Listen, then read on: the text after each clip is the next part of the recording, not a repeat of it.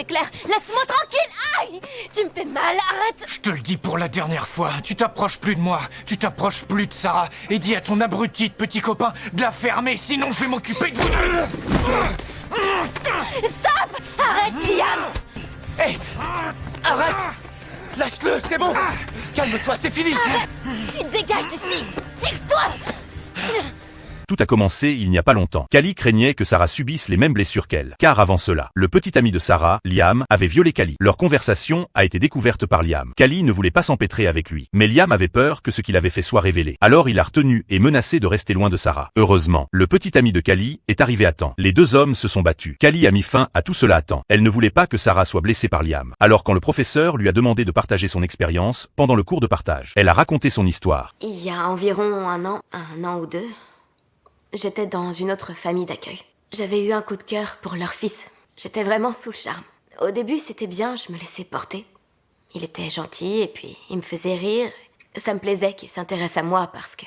Et lorsqu'on regardait la télé, il aimait s'asseoir près de moi, me prendre la main en douce pour que ses parents ne voient rien.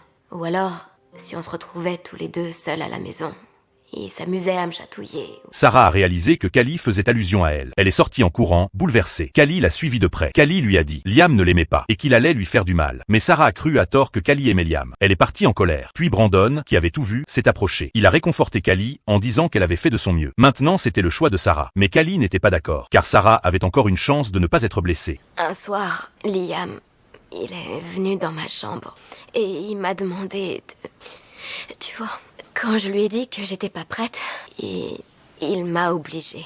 Il m'a obligée à coucher avec lui.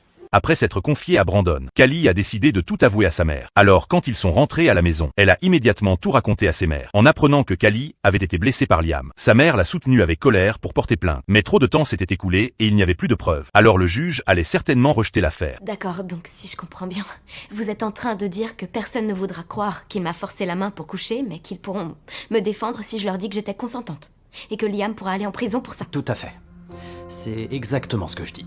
Malgré tout, elle a insisté pour porter plainte. Bientôt, ils sont passés au tribunal. L'avocat de Liam a posé une question clé. Callie était-elle consentante à l'époque, essayant de l'attirer dans son piège?